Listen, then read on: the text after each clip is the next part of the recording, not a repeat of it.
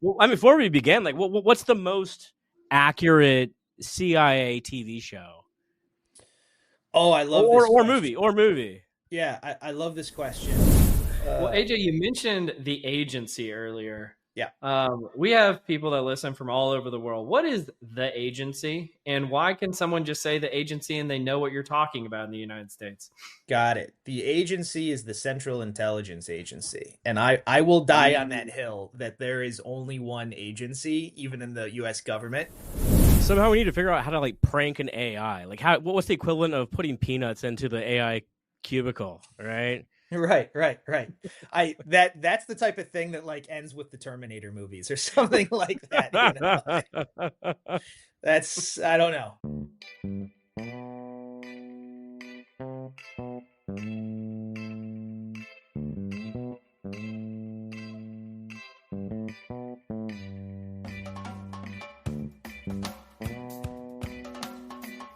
Hello, welcome to Directionally Correct, a people analytics podcast with Cole and Scotty. The guest today is me, AJ Herrmann. Hey, Directionally Correct fans. If you're looking to stay connected to the podcast, make sure to subscribe to our Substack newsletter, watch our videos on YouTube, or listen to the podcast on your app of choice. This podcast is dedicated to you to help educate and entertain you on how to effectively do people analytics. All opinions are our own and do not reflect those of any other organization. Well, you came into us, we were talking about office shenanigans. Like, I don't know if you ever had like a cubicle. Oh, yeah. But like I was in the government for 10 years. I've had cubicles. Did anybody ever decorate your cubicle? Or has anybody ever thrown a surprise party for you? Both. Yes. And like, man, what did we used to do? Like, because the decorations are never or weren't all that kind usually. So I've had like packing peanuts dropped all over my cubicle. We used to pass around when I was in the agency, they would pass around this huge life-size Chewbacca, like cardboard cutout. Right. So you have that at your desk. So yeah, I've been part of shenanigans. I mean, like there's levels to it, right? So the packing peanuts, you got to clean it up, but I mean, that comes with love, right? They're doing it because they love you. I guess. I mean, we also did it to some people that we didn't love. So I'm not sure that I was, That's the dirty side. Yeah. Well, that's what we were actually just talking about before you got here. I'm curious, how do you delineate pranks as love versus pranks like they don't like you? Like, what's the line? It's hard to find, right? Because I think there are people who are just nuts about pranks, and I find those people infuriating. Right? Like at BCG, there was this terrible prank that always made me mad. If you didn't lock your laptop, you walked away and didn't lock your laptop, somebody would go on your email and email the entire firm from your email with something embarrassing, right? So there used to be these huge emails, and they would do it to very junior people who just started. And it happened to me once, and it took me like, they sent it to the partners of me it was AJ with this stupid idea. And it took me months to like unwind that, to go to the partners and be like, by the way, that wasn't actually me. And I hated it. It was so mean. It was like, a hard place to work to begin with. And I think that was so even if that came from love, I thought that was sort of a crap thing to do to people. So that's not like a cultural phenomenon, like where anytime someone's laptop is unlocked, they email everybody, or is it like a small group and they would never know that this sort of thing is going on? Like right. I've seen like other companies will have, say you leave your laptop open and like they'll send it to a specific image or something like that. Yeah, everyone knows like, okay, this person goofed. Yeah. I worked with this company once, and they should have changed it. But they had like these email addresses. One was for like to send in like HR benefits questions and things like that. Right. And the other one was HR all. And so it would just email all of HR. And like once a month, somebody would send in an incredibly embarrassing email about the situation. They're like, I've got this spot on my thigh. I'm not sure if it's cancer. Does our benefits cover this? And it would go to all of HR. I'm like, these poor people. Like, please, like, change this email address. Oh, yeah, I hate my boss, this sort of thing. Yeah. There should be, like, anytime you email an all, like, email group or reply all, there should be, like, a cooling off period, for, like, buying a firearm or something where, like, This email will send in 3 days. Go take a walk around the block, meditate, and then like decide if you want to send. That should just be a built-in safety feature. This is the AI people are asking for. That's what they need. right. This is AI that will make the world a better place. Yes. It was like, you sure about that? You sure about that? Right. Or like even an insight, like, did you know that 1% of people that email all actually are glad that they did it? You know what I mean? Survey says. That's fantastic. Well, AJ, you mentioned the agency earlier. Yeah. We have people that listen from all over the world. What is the agency, and why can someone just say the agency and they know what you're talking about in the United States? Got it. The agency is the Central Intelligence Agency. And I will die on that hill that there is only one agency, even in the US government.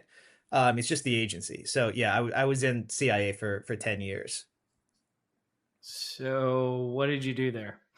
So can you talk about this? Sure. Yeah. It's you know, the whole idea is like specifics. You know, if you do that kind of work, you don't mention places, you don't mention people, you don't mention specific things. But it's like the mob. What's that? It's like the mob. It's like right. There's I got to go see a man about a horse. Yeah, right. I get that guy with the thing. I did a lot of that guy with the thing in the place over there. Right. No, I was or maybe I didn't. Yeah, or maybe I didn't. Right. So, you know, I was an intelligence analyst. I was hired during the height of, you know, counterterrorism and all those things. So I was a counterterrorism analyst.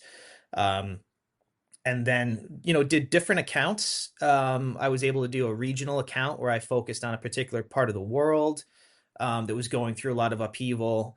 I was able to do some really cool advanced analytics and methodology that at the time didn't exist anywhere else because, you know, we did such cool assertive things. And then I was able to be a White House briefer. I was a presidential daily briefer. That's a big deal. It was awesome. That was my best and toughest job. There's only a handful of those at any time. This was during Obama administration. But there's only maybe like 10 or 12 of them, but we were the ones who got the president's daily briefing and briefed it to the appointees who received that, which was a very small group of people. So that was amazing because it's like every day I would get up at midnight, you know, go into the office, get yesterday's analysis and have to cram for the world's hardest test, I guess is how you'd say it, for hours. And then brief it to, you know, presidential folks, and then take their questions and answer them as best I could. So I did that for a year. That was enough. And then towards the end, I actually taught new analysts and ran some of the training classes that they went through, which was one of my favorite jobs. So yeah, in general terms, that's what I did in the agency. The agency. Did the analytics ever say there's going to be peace in the Middle East? You know, we try to be optimistic, but we try to, you know, the truth shall set you free, right? So it's complicated. Let's just put it that way. But you know, it's the world. The world is. It's funny to me, especially when I left. You know, you read the news, you listen to the news, and you're like, man, the world is so much more interesting and diverse information wise than we get in the US. And I do miss that because it's like, you know, you really have to go hunt to find news about what's going on in the world. And there are some good sources, but I don't think we in the US get nearly enough of like, hey, let's teach you about, you know, the conflict over the South China Sea. Between, you know, all those things, or like sub-Saharan Africa, like all the unrest. And, you know, like I just saw on the news today, because I go find it, you know, Ebola is reemerging in the Congo. Like it's, yeah, you know, so stuff like that. You go even like a great newspaper like the Washington Post or New York Times, it's more of like, you know, what did someone tweet today or something like that. That's not news to me. Justin Bieber, new wife. right. Like, you know, like Travis, what his name, Kelsey and Taylor Swift. Like, yeah. God bless him, but that's not. That's really interesting anecdote there from someone that did have all the information. You know, as laymen, we're beholden to, you know, New York Times or, you know, whatever. Who does have? I mean, it's probably an amalgamation of sources, but who are your trusted sources? Like BBC, Al Jazeera. Yeah, BBC is really good. Al Jazeera is good. They have a perspective also that you need to take into account, right? I would say that probably the best is The Economist. Interesting. That magazine, it's English. And they come at it from a business perspective, but they cover the entire world, and you learn a lot about what makes a country tick by learning about its economics and business and things like that. So I'd say, all in all, the best that I would recommend is The Economist. Yeah, we've definitely covered some of The Economist wacky charts over the years on the podcast. That's good to know. We're not in the wrong place. Yeah. I will say I've one silly question for you about the CIA. You have to bear with me. So I was talking with a friend of mine earlier today who had some kind of like connections with that community, and I asked him a question. I was like, so if I wanted to suss out of a guest, if they were a spy, what would I ask them? And they gave me this like really long, like really good freaking question. And I left it thinking, I'm not asking AJ this question, but I know now my friend is a spy. And so the question I have for you is, AJ, I'm going to ask you what I asked him. How would you, if you wanted to figure out someone was a spy from another country, what would you ask them? From another country? Or or from our country or whatever. No, double agent. Happy hour. Right. So I wouldn't ask them questions. I thought somebody might be a foreign intelligence officer is how you would say it, right? They're in the US, they're trying to pump me from information or recruit or something like that. It's more about how they would interact with me that I would pick up on instead of direct questions. And I would just note there is tradecraft. That's the word that we would use, tradecraft, that they would try to use to get me talking. Because what intelligence officers of any kind are really good at is not answering questions, right? They are very good at knowing human conditions and sort of playing upon humans' like predilection to talk about themselves. People love talking about themselves. So if I ever, when I was in, got like penetrating questions, there's a lot of tricks, tradecraft, to pivot back to, my wife had a very interesting job in the government. It wasn't intelligence, but whenever she was next to me, I'd say, I do sort of political analysis. It's sort of boring, but you really need to talk to my wife about what she's doing, right? And it's just like you take a glancing blow of the question and you pare it away.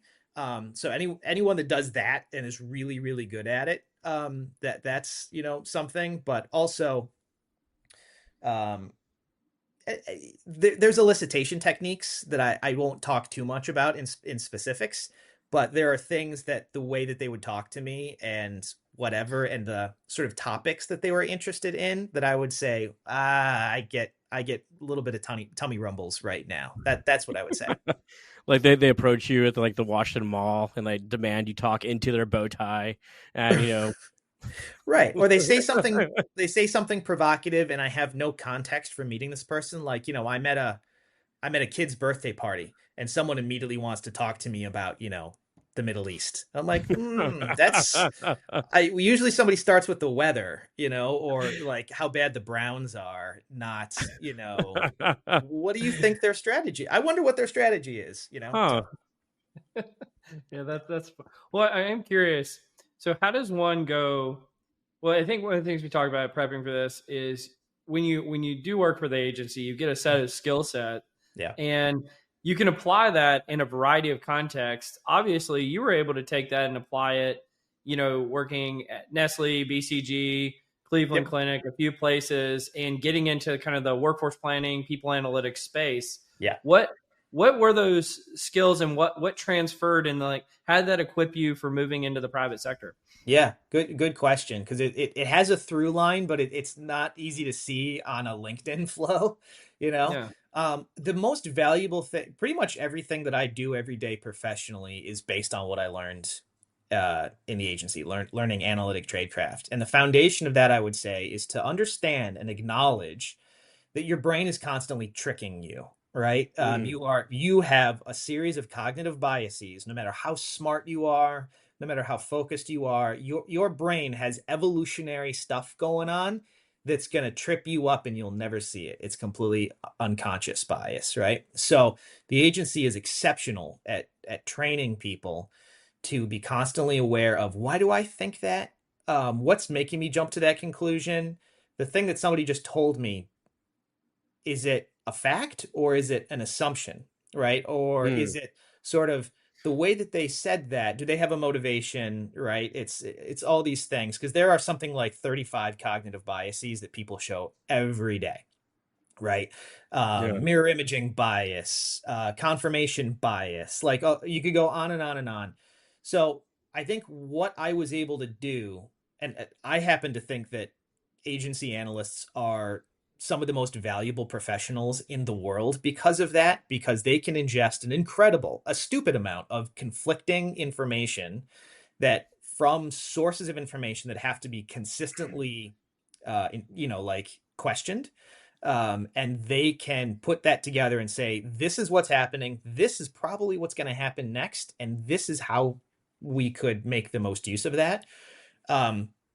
So when I left the agency and went into consulting at a fantastic, top firm, BCG, I brought a lot of that with me, because still, when you're working at the pace that BCG works at in terms of producing insights, producing content, producing whatever, you blast through things. And I'm like, whoa, you don't know that that's true. And everything that you're doing based on it is, you're going to work for 2 weeks based on something that you just skipped over, that if it's wrong, everything else you do from there is wrong. And so I've taken that everywhere. And it's not, it doesn't slow you down if you know how to do it in the moment. So for example, I did at Nestle, at the clinic, my team at the clinic, we would just consistently say, is that a fact or is that an assumption? Because an assumption is just something you take to be true without any evidence. You can't live your life without making assumptions. I have a question about that. Yeah. Like, because a lot of times I'll be talking to somebody and they'll put forward one of their assumptions as if it's a fact. Yeah. How do you suss out those two things? Yeah. So the definition is, a fact has evidence. I can prove it. I can see it. I can observe it. I can replicate it, whatever it is. An assumption is something that you take to be a fact and you move on, right? And you can't find evidence for it because you just can't. It doesn't exist. And the idea of, like identifying assumptions is not to eliminate assumptions. It's to say, all right, can I prove this assumption? Then if you can prove it, it's a fact. It's no longer an assumption. But if you can't prove it, then you say to yourself, how much weight am I placing upon this assumption? Yeah. Right? And so I would call that, if it's a lot, I would call it a key assumption. So what you have to do is to like call it out, label it, like that is a key assumption. So if anything happens or we learn anything that questions that assumption, we then have to also revisit everything that we built on top of it. So if you, to your point, your question, Cole, if someone says, yes, it's an assumption and here I go. If they never keep an eye on that assumption, that is how huge mistakes are made. And I think this is that you could go in the public realm and find all sorts of business failures, government failures, intelligence failures that were based upon an assumption that at the time seemed good, then later on could have been proven wrong, but they never went back and fixed it or even knew that their assumption was such a big deal. The social network has implications here as well. It's one thing to have your own biases and this sort of thing, but like once you add to the social component, it becomes like really dangerous. So like AJ tells Cole some sort of assumption, Cole tells me, then I tell AJ. All of a sudden, like without that fact, assumption, whatever, moving outside of our network, it's reinforced to you as, okay, now we got outside information confirming what I said, despite the fact it's your own thoughts. There's a great, not a great, but a very relevant example of, do you remember the DC sniper? This was probably 2002, 2003. Out of the trunk of his car? Yeah. Yeah. I was going to school in DC at the time. I was in college at GW, and there's been all sorts of case studies after that, because do you remember that the original like call out, like be on the lookout, was for a windowless white van? They said we think he's working from a windowless white van. like a delivery van or something. So Molester van. everyone was looking for U-Hauls and all these things. And the truth is, he never used anything like that. But when people were saying what cars were around, there's just a lot of them. So you said, oh, we think it might be a white van. But the simplicity of that call out to the public was very powerful. Then it became, he's in a white van. Yeah. If you're not seeing a white van, you're not seeing him. Right. And so I remember driving around and we would be marking white vans. Like everyone was doing it. So it's a perfect example of what you mentioned, Scotty. It's like you get one thing that you think is a fact, but it's really just an assessment, right? Or something like that. And it takes on this life and then it becomes a fact in people's minds. And it was an Oldsmobile or something like that, especially when it comes from authority, right? Like, right. Okay, authorities say, look out for a white van. Right. Now you got your key assumption. Exactly. So when you look at work or a workforce, like redesign or strategy, and how many things do we take as fact without saying, how do we know that? Right. Or is that true? Or is the data that we use? Who built the data that we use? We did. Oh my God. Yeah. Right. So it's like all of our assumptions and like brain debris is built into all of our numbers. We have to acknowledge that. So how do you go from doing, again, like that type of work at BCG to doing workforce planning, to doing workforce redesign, to doing task-based work? I mean, all this stuff is really hot right now. I heard you talk about it a few years ago. Wasn't hot at the time you were talking about it, but it was very prescient now for this moment. First of all, how are you so early? But again, just take where you're going to go with that. Sure. I'd just like to learn about it. Yeah. So what part of what was my let's say expertise at the agency was analyzing leaders, right? Like what makes them tick, things like that in general terms. So when I got into the business world at BCG and then at Nestle, I was able to understand that the unique skills that I had was understanding a group of people, whether it be a military, a terrorist organization, a legislature, something like that. And then saying it could be a workforce and being like, what makes them tick? What are their motivations? How does their motivations and their actual actions differ? And then figure out ways to, it's a different like end goal, right? But to motivate people, to like make them a better workforce, to figure out what actually makes them tick.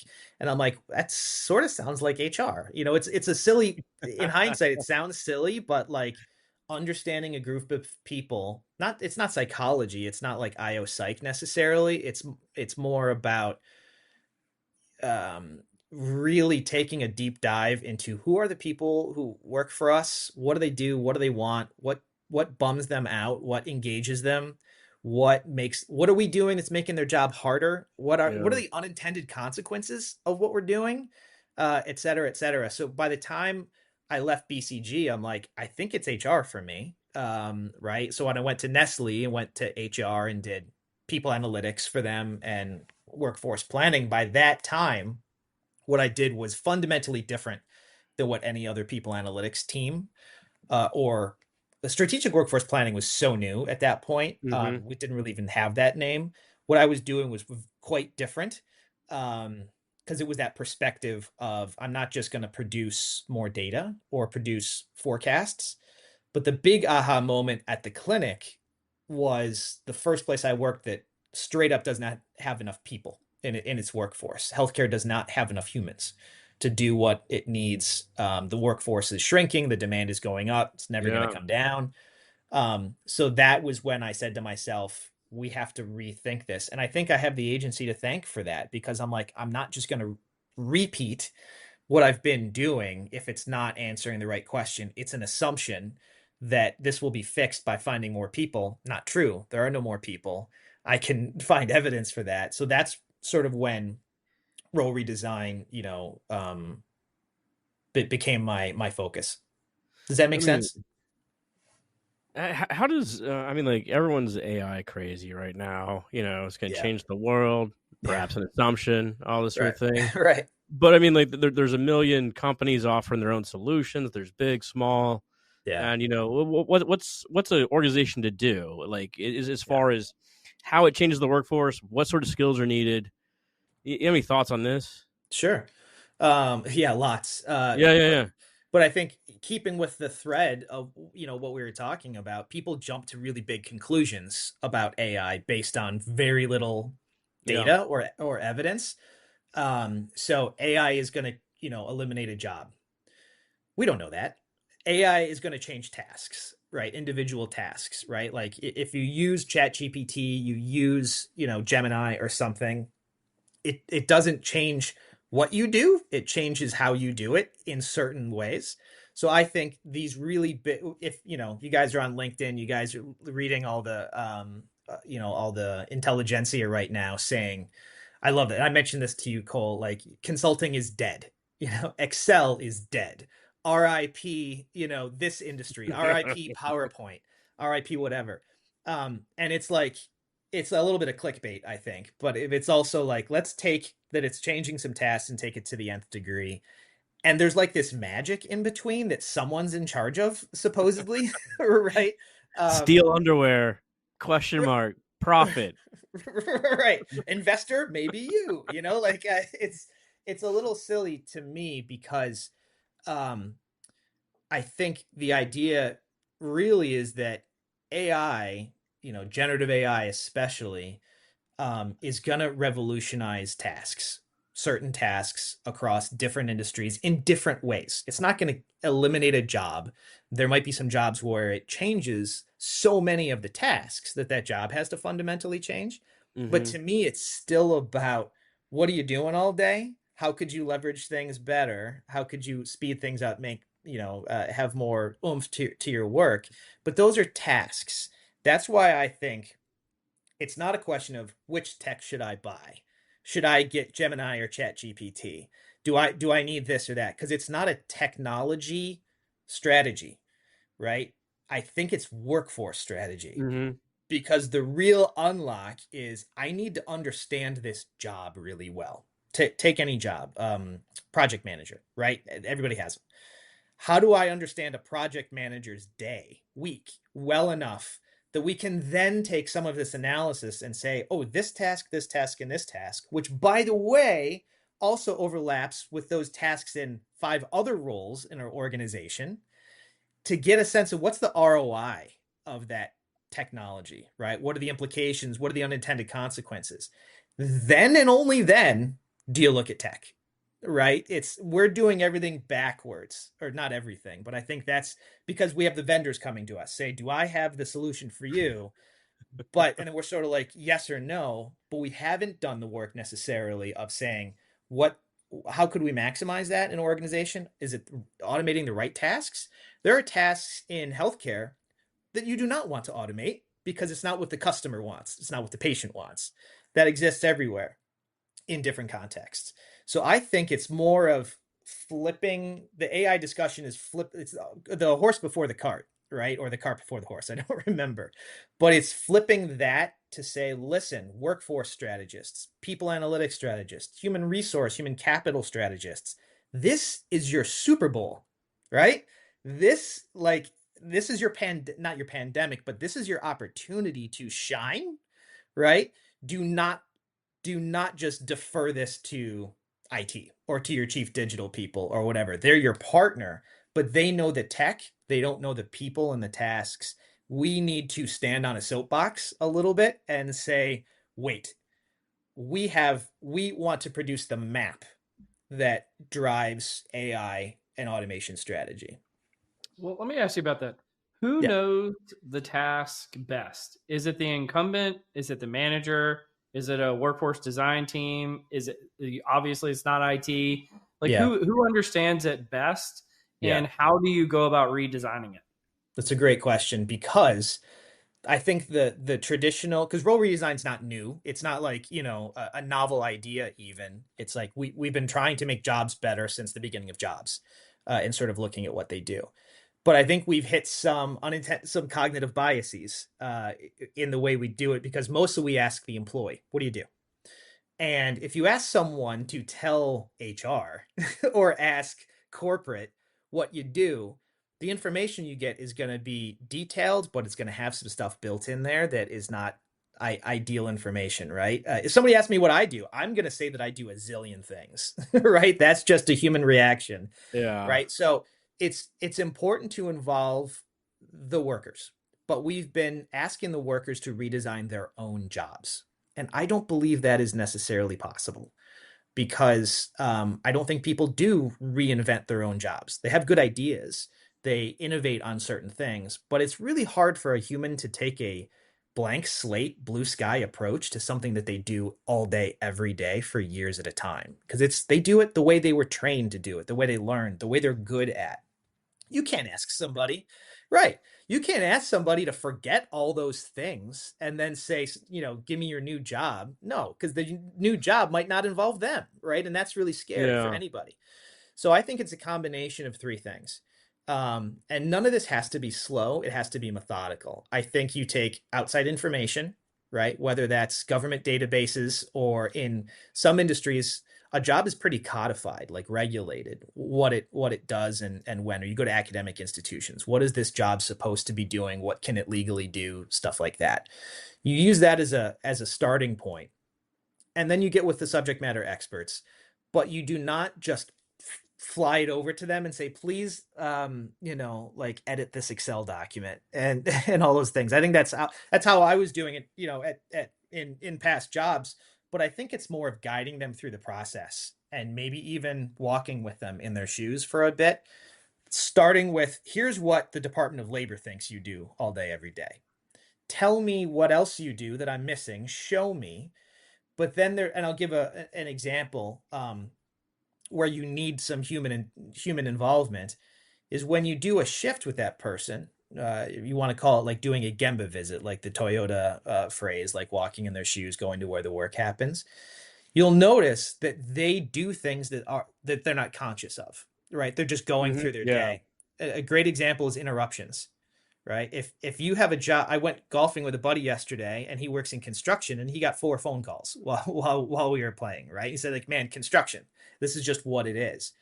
And I'm like, that's a task, right? You don't put it in your performance review or whatever, or your, hourly whatever, but that has to be captured somehow. How much of your time is being interrupted? What is interrupting it?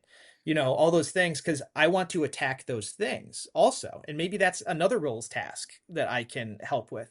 So data to start, subject matter expertise, but then also a workforce strategist, someone who gets this sort of like a really clean brain, like a really sort of like like an interested amateur, right? To say, I noticed that, you didn't eat lunch today. Why? Something like that. I think that's sort of the flow that I would suggest. That makes perfect sense. Especially someone in their role, they typically don't have that broader purview of what's going to be happening a year from now, right? To say like, here's how we need to change. Right. Absolutely. And also you could see people two cubes away from each other who do their jobs completely differently. Oh yeah. And you're like, it's standardization is a huge missed opportunity, but it's not like, hey, Cole, Scotty does this better, now do it Scotty's way. It's more of like, Cole probably does some things more efficiently, Scotty does some things. I want to know those things and then be like, hey, you guys, we can come together here and create something really, really good, and then sort of make it our goal to spread that out. But you have to go to find those things that doesn't exist on paper. I mean, like, you also bring up something that I'm seeing less and less appetite for people to actually talk to people. It's really wild. Like, we are an applied field. We need to be out in the field observing workers, seeing what they do. Because like you say, like, they will just gloss over things that are just natural to them. Yeah. And not even bring them up. It's not even a task anymore at that point. Yeah, it's like, can we just get a CCTV to monitor everything and then put a machine learning algorithm on top of that and build a classifier to try to say what people are doing? Or we could just ask them. Right. Yeah. Right. There's cool tech these days that's emerging. If someone spends all their day on a computer, there is monitoring software, and not in like a punitive way, but like keystroke time. Like if you're always in a certain system, like, it could anonymize it. And, I've seen that, and that's cool. But it brings me a whole bunch of questions when I see that I think there's still assumptions built into those things of like, it doesn't give you the full answer. So it has to be an intelligent blend of those things. But Scotty, you're totally right. We have an aversion to looking somebody in the eyes these Oh my days. God. And it's not even a workforce thing, but I've led teams for a long time now. And when someone says this person isn't giving me what I want, they're being difficult, I would always ask, what pictures do they have on their desk? And they'd be like, I don't know. Like, well, go find out. You know what I mean? It's really critical because and you touched on this slightly, but as we go into like a further sort of like AI future, I think those social, I've hammered this before on the pod, but those social relationships are going to become the most valuable thing because they cannot be replicated in the AI. And you're still going to need to coordinate with folks. You still need to like trust people, look in the eye, this sort of thing. If we focus so much on what AI can do for us and we adopt that as our sort of mission, that could be useful to bring a whole bunch of AI into the workforce. But let's consider the opposite, which would be, what are the things that AI can't do? In my mind, there are 3 uniquely human skills. It's empathy, creativity, and like problem solving, right? Like something breaks. How do I fix it? What if we as workforce planners said the AI is good, let the AI be the AI. We're going to double down on the stuff that makes us uniquely human. So as we're building these programs, as we're building our future workforces, what we as humans are empathetic, creative, and engaged to attacking problems, right? I think that I'm agreeing with you, Scotty. It's more about if we adopt the persona of the technology we're trying to implement, that's going to go really poorly and will probably have some huge dire consequences. Somehow we need to figure out how to like prank an AI. Like what's the equivalent of putting peanuts into the AI cubicle, right? Right. That's the type of thing that like ends with the Terminator movies or something like that. That's, I don't know. That's a scary future. Scott, you want to do some confusion matrix? Confusion matrix. All right. Oh boy. The confusion matrix. I gotta put on my glasses. I'm getting older. It happens. All right, AJ. As always, if Cole likes your answers, he will make you a social media tile that you can share with your friends, family. Put it on the CIA website. Why not? Let's do it. Yeah. Well, I mean, before we begin, like, what's the most accurate CIA TV show? Oh, I love this question. Or movie. Yeah, I love this question. There's a TV show. It's my favorite, actually, TV show of all time. It was 2 seasons on Amazon, Amazon Prime. It was called Patriot. And it's not very well known. And it's a satire. It's sort of like a dark comedy. But what it gets so right is the emotional toll, the psychological toll that being an intelligence officer takes on someone.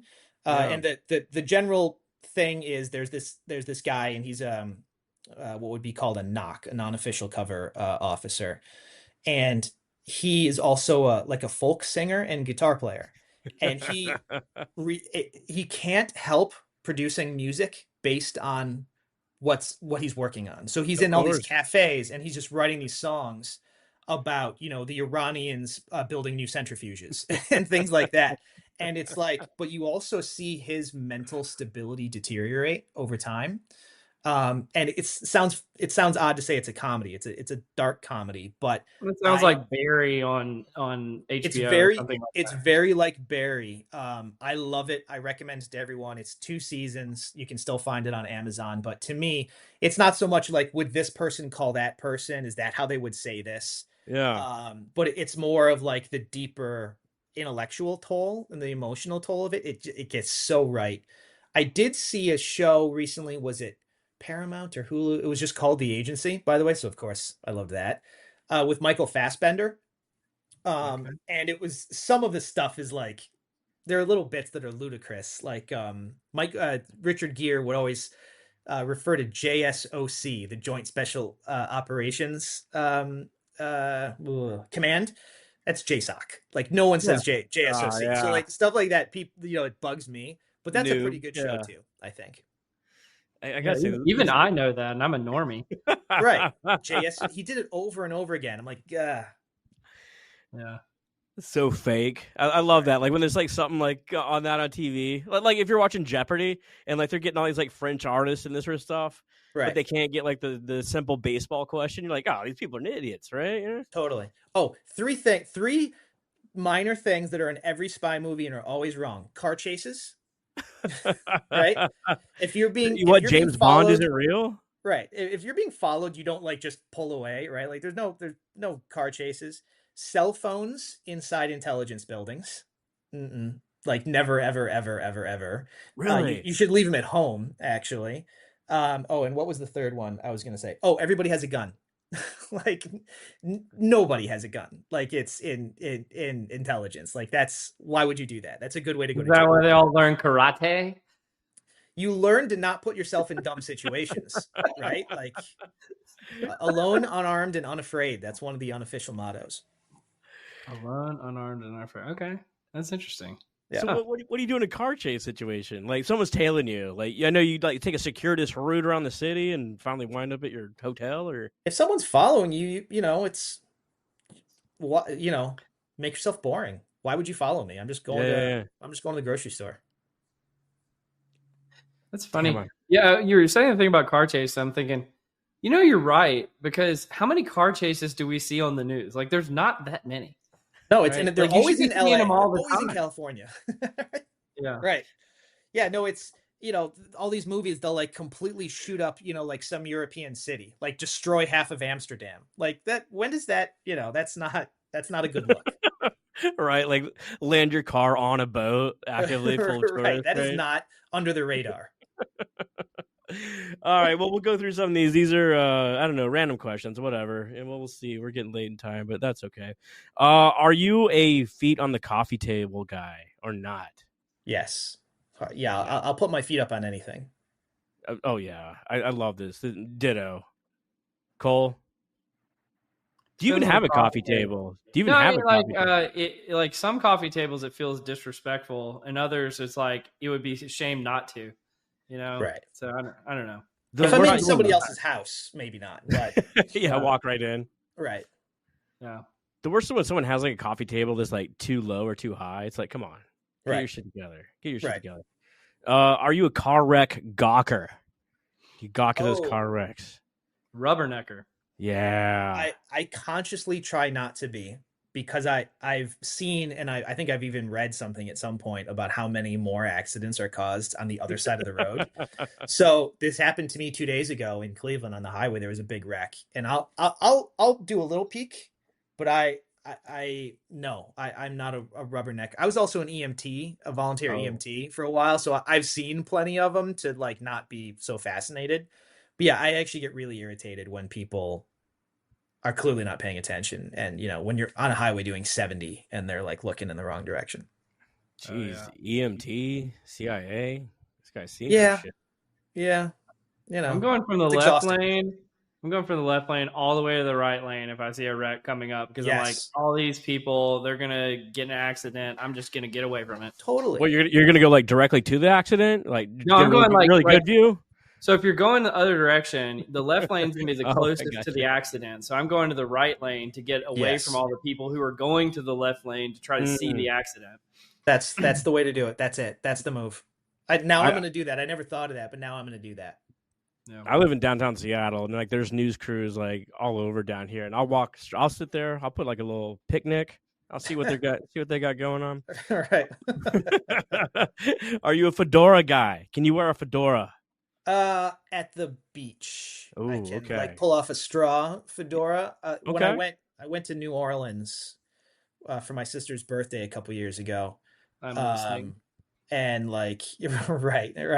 And I bought a straw fedora while I was down there, because like there's these older gentlemen who just like pull it off. But like outside of that context, like if I walk down the street in suburban Cleveland, no. No.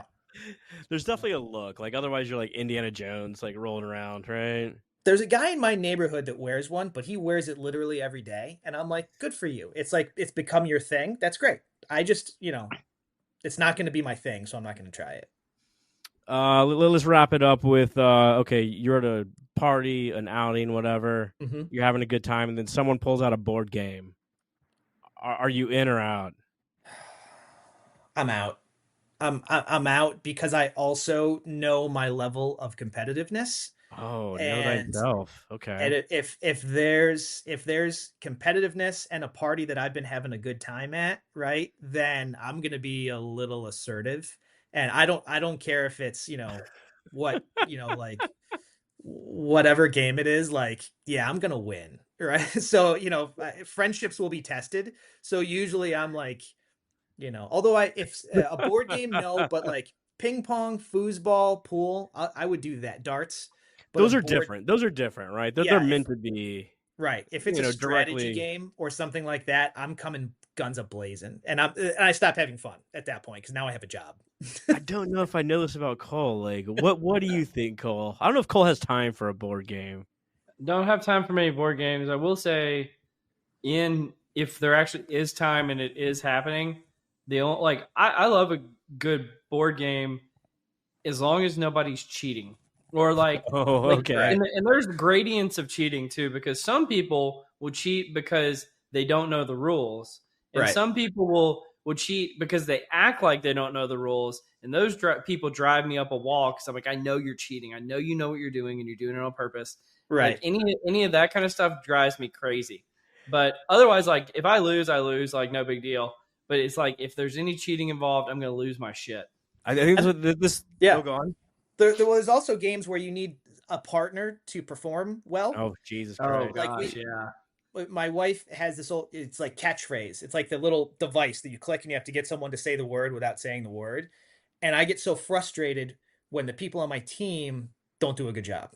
You know what I mean? It's like you need to do some strategic planning here. Like, right, exactly. Like we need to prep. Like, how do you not know Bastille Day or something like that? Like my expectations of people are out of whack. You're like, I'm your daughter. I think that this is a perfect example. Like what they call the horseshoe effect, where like we both arrive at the same answer. Like I would be like out on anyone brings out a board game, I'm out. But not because I'm overly competitive, because like I'm non-competitive. Yeah. Like I don't give a fuck if I win. And then you got like someone like rattling off the rules for 20 minutes. And it's like, I don't got time for this shit. I'm just having fun drinking. Right. And then you got someone that's like way competitive. Like I don't want any part of this. And then like now Cole's accusing me of cheating because I don't give a shit. Right. Sitting around and drinking is enough of an activity for me. Yeah. Like why are we going to gamify it? Right. Scott's not respecting the integrity of the game. Now I'm getting mad. Try harder so I can beat you. This is Settlers of Catan. Have some respect. This is the game of life. Right, go to the Candy Mountain. Have I passed the, what is this? Yeah, good question. We never really asked. We don't really follow up. What do you think, Cole? I mean, I think you're going to get a social media title regardless of what happens. So there you go. Oh. Nailed it. But all that effort. Yeah. Well, you want to do some nerdery, Scott? Let's do it. The nerdery. All right. We got to start with one of yours because I realized that I sent you guys the wrong link to the article. So I'm going to have to explain it to you all. But I need to get set up for that. Which one do you want to start with? Shit. Well, I got to goof myself here. Well, we'll go to why great ideas die on manager's desk and how to save them. Let's do that. I read that one. I read it. Fantastic. Well, the problem comes that I got really suckered. We've already covered this article, but in the article format, the JAP format, and this was the MIT slogan I was suckered in. And I thought, like, oh, man, like I can't wait to read this article. As soon as I started reading, it's like, we've already done this and covered it. But the gist of it is that, employees will bring good ideas to their managers, and there's a negative sort of bias, there you go, towards actually accepting them. But this is also moderated by a couple different things. So like managers that have more diverse networks are more receptive to sort of novel ideas. There's also an employee factor. So if the employee is seen as more central or more knowledgeable, more popular overall, then the idea is more likely to be accepted by the manager. And obviously, if it's perceived to have some sort of practical benefit by the manager, obviously it's more likely to be accepted as well. Pretty cool study. They did 3 different sort of studies, 2 field and 1 experimental. But overall, yeah, it's kind of a chicken or egg problem. You can bring a good idea to a manager, but it doesn't necessarily mean that they have the social capacity to know it's a good idea. Right. My initial thought about it was, I think sometimes what employees do a varying degree of good job in is demonstrating the relevance of the idea to the actual mission of whatever that team is or the organization. Yeah. You know, I've heard a lot of good ideas where I'm like, that's a great idea for somebody to do, but that's not close enough to our portfolio for me to be able to take action on it, or for me to even tell you yes or no or give you feedback. It's like, that's really a financial like thing or something like that. So I think, you know, sometimes it's like you just haven't done a good enough job of saying how that makes our work better, as opposed to like work in general. And I use this phrase sometimes where it's, I sort of forgot the phrasing, but some people have a wish versus a plan. And it's like, sometimes I think people bring their managers wishes, which is like, hey, this just needs to happen and then everything will be fine. And I'd be like, okay, that's a wish. How do you turn it into a plan? Be like, well, they need to do, and I need this person, that person. I'm like, that's still a wish. What can you do? Or what can we do to actually make this happen? I think people, especially junior folks, need to disaggregate those things. Like wishes, managers can't grant wishes. They can approve plans, right? Or like tactics. I think that's a big step. Very stoic of you, Marcus Aurelius. Do what you can. Right. It is, right? Don't give me an idea that I'm not able to do anything about. Yeah, I heard the comedian Jimmy Carr say something the other day. I was like, I didn't expect it from a comedian because it was very insightful. It stuck with me, and it was something like, if you see a problem and you feel like it's your job to fix it, that's called ambition. And if you feel like it's somebody else's job to fix it, that's called entitlement. And I was like, whoa, that is heavy. That is heavy. That's deep stuff. I was like, oh my God, I'm going to remember that.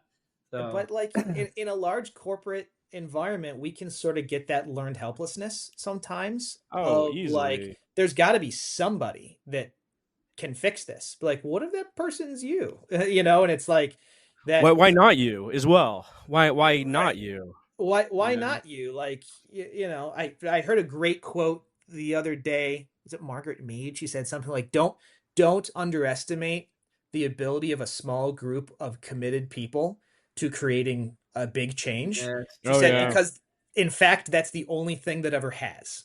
Yeah. Right.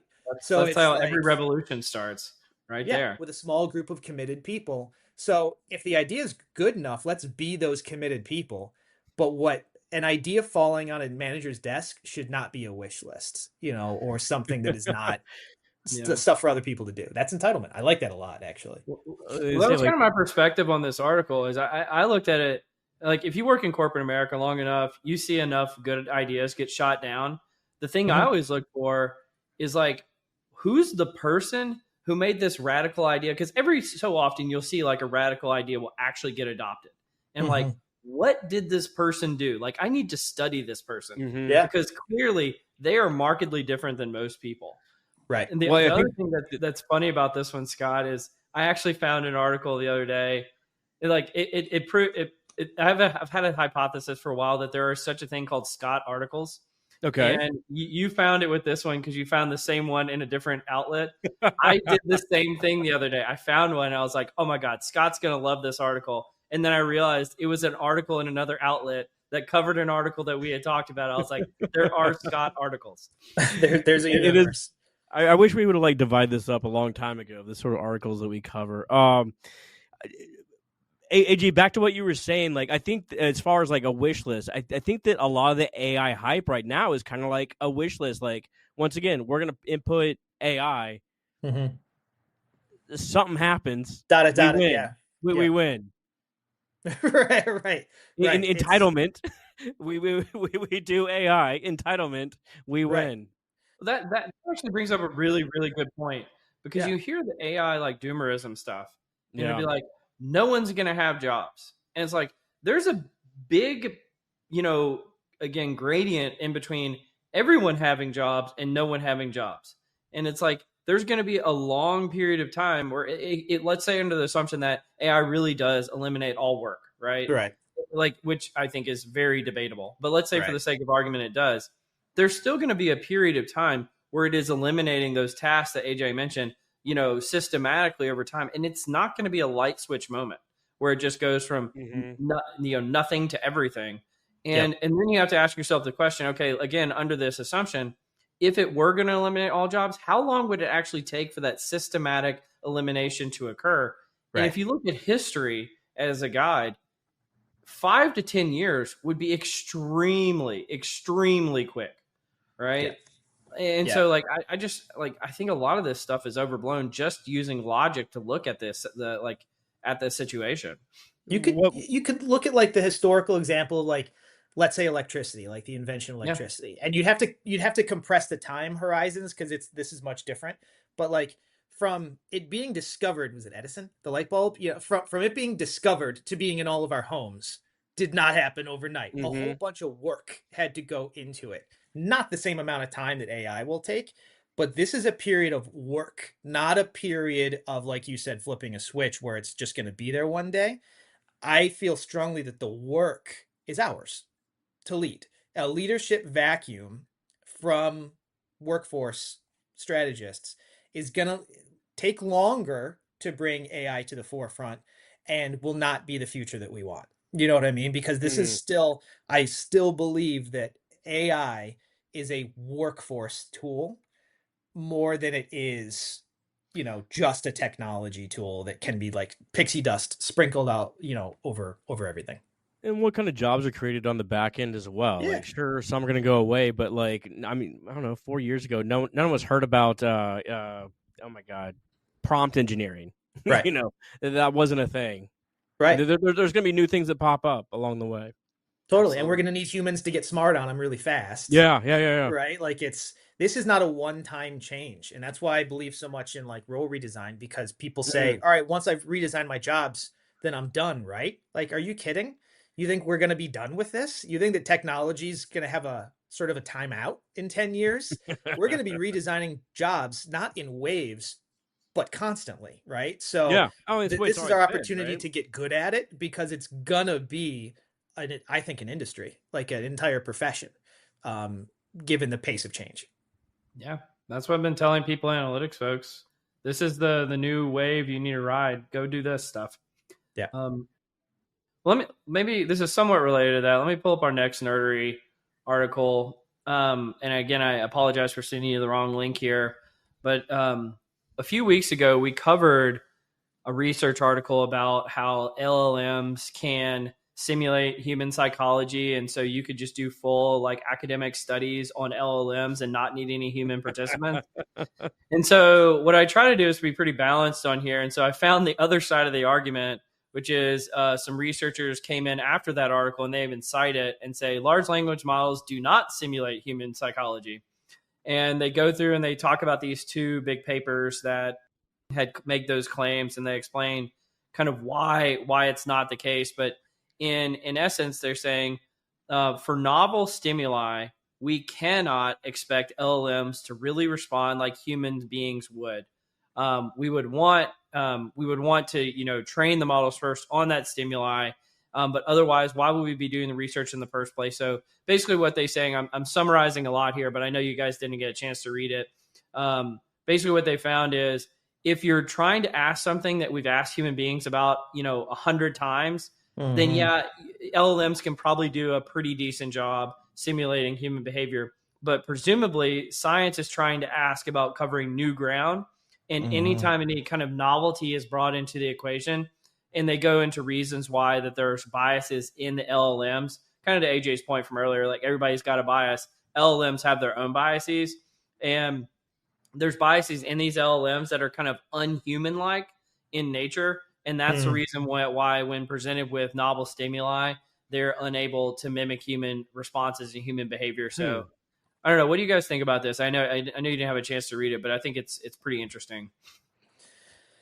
Yeah, I sort of think to myself, if you're doing any sort of academic study and the basis of your work can be answered by an LLM, then the novelty is sort of going away. But I think ChatGPT and all these, generative AI is very good at telling us things that we already know, right? Or is known in the ether, right? Mm-hmm. Like, because it is just the internet, and the internet is good. Like, it has all sorts of documentation and literature and all sorts of good stuff. It also has some not great stuff, and it can be trained, but it's trained by humans.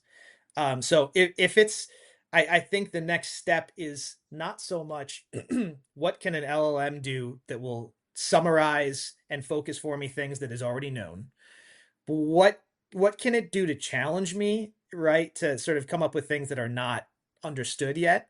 I think that's what I'd like to see more of is how can LLMs help us invent new stuff. I really sort of bristle at the idea of doing any work, analytics, research, whatever, that is going to reaffirm things we already know. And that's that, because I think that's like wasteful and exhausting. But if it's like, hey, this is what I think, can the LLM challenge me? Can it point out, inconsistencies or something like that? Because I think that's just the more exciting part. But I also agree with the counterpoint that they referenced, which is what you're looking at is the internet from at least a year ago. And if you're testing something that's completely new, it's you still have to do new research. You still have to talk to humans. I agree. Well, what you just described there was the promise of AI that's able to derive patterns because it has such a broad swath of the internet, or this training model at its source. I read that 40 to 60% of these models are trained on Reddit data. So I mean, if that's your training source, yeah, it's going to be biased. Yeah, it's going to be a little bit garbage in, garbage out. Totally. I love what you said, Cole. It kind of threw me for a loop. But unhuman bias. AJ, add this to the list of biases. Unhuman bias. Right. It's like if we go back to our story of the white vans. If you ask an LLM, that thing took on a life of its own. Yeah. The LLM is pulling from that. It's just all of our built-in, deeply built-in biases is what it's pulling from. So can it that next step is, can it be like not completely sentient, but like can it say, hey human, you're good at this, you're good at this part, I the computer am good at this part, let me challenge you a little bit. I think that's the promise, and I haven't seen that yet because I still think what even we're trying to do with role redesign, like you can use a chat GPT or something to say, what are these tasks, whatever, but it's not going to give you novel ideas. I think that's the challenge, is how do you know enough to be dangerous and then sit in a corner and close your eyes and start to be creative. I think that's still, creativity is a uniquely human skill. Well, I think they lack inductive reasoning. I think they're decent at deductive. Like, to use the Washington, D.C. shooter, the next time a shooter comes along, I bet you an LLM would recommend using deduction. They're probably in a white van. And like inductively, that makes no sense why any shooter would be in white vans. But deductively, you're like, we got a data point over here. It says white vans. Presumably all shooters use white vans. Therefore, we should look for a white van. That makes sense to an LLM, but a human being would say, that's stupid. Why would we do that? Right, because it's probably a white van because most cars are white vans, right? That's the reasoning it's using. But like an intelligence officer would immediately say, you're pulling from another assumption and it's making your analysis wrong and you don't see it. The output from these models are biased as well. So it's like it tells you, like, a lot of kids use it as like a therapy tool, and essentially like, oh, you're right, they're wrong, like you're doing everything right. That's not good. That's not good. No. Kids are like killing themselves now because of that stuff. It's wild. I'm not sure it's a tool that we expose kids to at this point. Oh my God. Yeah. Anyway, that got dark. You want to talk about the last one, Scott? Yeah, absolutely. So I thought this was an interesting one because we I wanted to learn more about narcissism, like in different forms of it. So, what drives us to go green? The roles of narcissism, virtue signaling, and social exclusion. So, essentially, they're understanding the pro-environmental values and how it relates to both grandiose narcissism and vulnerable narcissism. So, grandiose narcissism symbolizes inflated self-value, arrogance, boldness. These people tend to be have a superiority complex, manipulative, overconfidence, this sort of thing. Vulnerable narcissists tend to be like introverted, entitled, and emotionally unstable rather. But they had like surveys, and it's British folks. Take with that what you will, but the results overall say grandiose narcissists tend to support environmental causes, and this comes from the desire to be superior, special, and leading important causes. Make themselves look good, this sort of thing. But the really interesting is the vulnerable narcissists. Those tend to be like more introverted. They tend to be less likely to they tend to less genuinely care about the environmental movement, but are more likely to publicly display and talk about these environmental behaviors. So, despite the fact not caring, they talk more about all the virtue signaling associated with it. I mean, that's like there's the narcissism part of all that, the different parts of narcissism, and there's the environmental part of it. It's like an interesting confluence. There's a lot there, but what it makes me think of is how often we need or want leaders to be heroes in some way, and how there's like a cult of personality that they're encouraged to develop, and some people are good at that and some people are really toxic at that, right? and we've all worked with both, but I think there's like, especially these days, how many of our new class of tech billionaires have a cult of personality where it's like, I don't care what they're working on, but if so and so is doing it, it's always a young white guy, right? Like if he's doing it, it's gonna work because he's so brilliant. And I have problems with that because that doesn't scientifically make sense to me, right? How that, we put so much value in, like, there's the Elizabeth Holmes example. It's because I want to buy the person. I don't want to buy the idea or the evidence or something like that. So I think, especially in the entrepreneurial sense or in the, tech world, it's like, oh, I'm only investing if so-and-so is leading it. And I was reading at some point the idea of, if someone's exceptionally good at one thing, we as humans believe they'll be exceptionally good at other things. Matthew effect. Yeah. Yeah. And it's not true. Right. And we've seen so much evidence for it. Those transferable skills are limited, right, in how they can apply. So I think that but the desire to be that hero, to be that sort of like, cult of personality, like sort of boxes people into narcissism. Like, I have to think of myself this way because I need other people to think of myself this way. And anything that attacks that, I need to be super sensitive to. And it's almost like the higher you go up in any organization, it needs to be less and less about you, but we have that totally backwards. It's more and more about you as a person. The higher you go in the organization, the more likely you are to put on a t-shirt over a button up, and a hard hat. Right. And I'm then we put so much, and then you go to a Coldplay concert and your company's done. You know what I mean? Like, it's high risk. Yeah. The thing I was thinking about with this one is what AJ, you were saying earlier, the Margaret Mead quote about, it just takes a few, really committed, small group of committed people to, start a revolution or whatever. Mm-hmm. And I was thinking, if you're starting a revolution, you just need to get a few narcissists on board, and then you're good to go, because they're going to bring everybody along with them. Yeah. And they'll call it vision, but it might be a heavy dose of narcissism as well. The difference between like someone that's insane in a movement is like 1,000 people, right? Yeah. You just need a group. Yeah. Right. But it also devalues the work of the smaller teams. Like, did Steve Jobs invent the iPhone? Yes, but did he make it work? No. You know what I mean? Like, there's a lot of, there's the vision, but any company that gets to that point is a whole bunch of awesome execution and problem solving.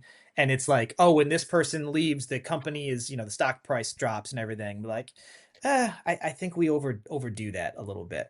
It's the same with like Edison and the muckers, right? They tried a gazillion examples of the light bulb before they figured out the right filament and vacuum combination to get it going. And Edison just like sold the shit, right? Put the team together, right? Yeah.